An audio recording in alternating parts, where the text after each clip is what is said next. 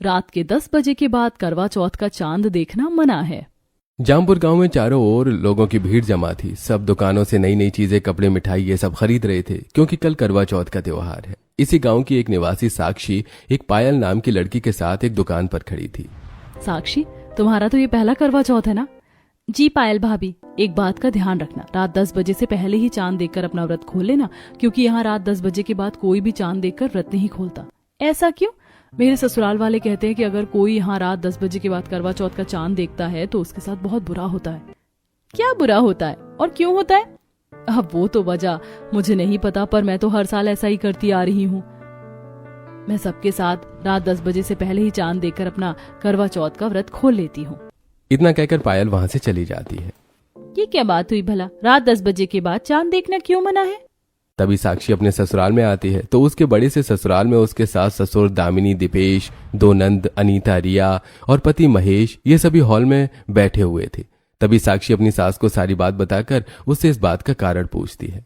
देख बहू, इस बारे में हम तुझे ज्यादा कुछ नहीं बता सकते, बस इतना कह सकते हैं कि तुझे कल 10 बजे से पहले चांद देख लेना है।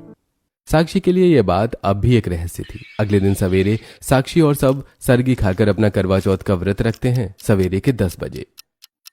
तुम्हारा व्रत है साक्षी, तो तुम ज्यादा काम मत करना और आराम ही करना। आप भी अपना ख्याल रखना जी। महेश इतना कहकर अपने काम पर चला जाता है। आखिर क्या राज है इस गांव का, मुझे इस बात का पता लगाना ही होगा।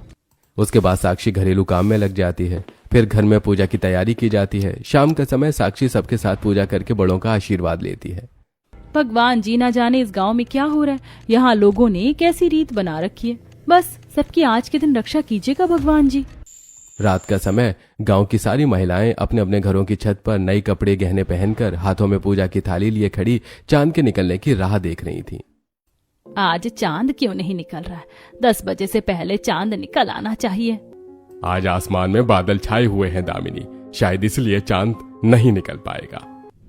ऐसा नहीं है जी, आज चांद जरूर निकलेगा, बस 10 बजे से पहले पहले चांद निकल आए। अब इसी तरह गांव की सभी महिलाएं हाथों में पूजा की थाली लिए अपने घरों की छत पर खड़ी थी। सब चांद निकलने की राह देख रहे थे। करीब 10 बजने को आए थे। पायल बहू, चांद तो नहीं निकल रहा और 10 बजने को आए हैं। चलो हम अपना व्रत खोल लेते हैं। पर माँ जी, बिना चांद देखे व्रत कैसे खोलेंगे हम? जैसे हर साल खोलते हैं, इंटरनेट और मोबाइल की सहायता से। हम मोबाइल से दूसरे देश का लाइव लोकेशन देखकर वहाँ के लाइव चांद का फुटेज देखकर व्रत खोलेंगे। दामिनी बहन, 10 बजने को आए हैं, हम सब इंटरनेट पर चांद को लाइव देखकर अपना व्रत खोलने जा रहे हैं। आप भी मोबाइल में चांद देखकर अपना व्रत खोल लीजिए। तभी कुछ महिलाएं मोबाइल पर चांद देखकर अपना व्रत खोल लेती हैं, पर साक्षी और गांव की कुछ नई बहुएं वो अब भी चांद के निकलने की राह देख रही थीं। साक्षी, तुम भी मोबाइल में चांद देखकर अपना व्रत खोल लो। नहीं, मैंने इतनी मेहनत से ये व्रत रखा, मैं आसमान में चांद देखे बिना अपना व्रत नहीं खोलूंगी। अब इधर बाकी कुछ बहुएं भी यही जिद करती हैं। बहू पागल मत बन, वरना बहुत बुरा हो जाएगा। हो जाने दीजिए माँ जी बुरा। साक्षी, तुम व्रत खोल रही हो या मैं नीचे जाऊं? महेश जी, जैसे आपको देखना जरूरी है वैसे चांद को देखना भी तो जरूरी है ना। मैं चांद देखे बिना अपना व्रत नहीं खोलूंगी। तभी महेश गुस्से में नीचे घर के अंदर चला जाता है। अब इधर जो बाकी बहुएं भी चांद के निकलने की राह देख रही थी, उनमें से कुछ के पति थे और कुछ के वहां नहीं थे। कुमार जी अब तक आए क्यों नहीं? तभी रात के 10 बज जाते हैं। अब जैसे ही 10 बजते हैं तो अचानक आसमान में चांद निकल आता है। माँ जी देखिए, चांद निकल आया। महेश जी ऊपर आ जाइए, चांद निकल आया है। इधर गांव की कुछ बहुएं अपने घरों की छत पर खड़ी थीं। अब तो चांद भी निकल आया। कुमार जी कहाँ हो आप? जल्दी आइए ना। तभी महेश ऊपर आता है और साक्षी छलनी में चांदनी को देखकर जैसे ही छलनी अपने पति की ओर करती है तो छलनी के अंदर से साक्षी को सामने एक भयानक चुड़ैल खड़ी दिखाई देती है। चुड़ैल ने महेश को पकड़ रखा था। छोड़ मुझे, छोड़ मुझे। छोड़ मेरे पति को। इस गांव में रात 10 बजे के बाद करवा चौथ का चांद देखना मना है, फिर भी तुमने 10 बजे के बाद चांद क्यों देखा? मम्मा, हमें माफ कर दीजिए चुड़ैल बहन, हम आगे से ऐसी गलती नहीं करेंगे। हम प्रेतों में माफी नहीं बल्कि सजा दी जाती है ताकि आगे से कोई भी ऐसी गलती ना कर सके। तुम्हारे पति ने तुम्हें तड़पाया है ना, अब मैं इसे जान से मार दूंगी ताकि आगे से कोई भी पति अपनी पत्नी के साथ ऐसा ना करे। तभी चुड़ैल महेश को मार देती है और वहां से चली जाती है। इधर बाकी जितनी भी बहुएं जो छलनी में चांद को देखकर फिर अपने पति का चेहरा देखने लगती हैं तो उनके भी सामने चुड़ैल आती है और चुड़ैल उनके भी पतियों को मार देती है। कुल मिलाकर ये 3 चुड़ैलें थीं जो गांव में 10 से 12 लोगों को मार देती हैं। गांव के सभी निवासी अपने अपने घरों की छत पर थे और सामने वो भयानक 3 चुड़ैल हवा में खड़ी थी। मेरे बच्चे को मार दिया चुड़ैल ने।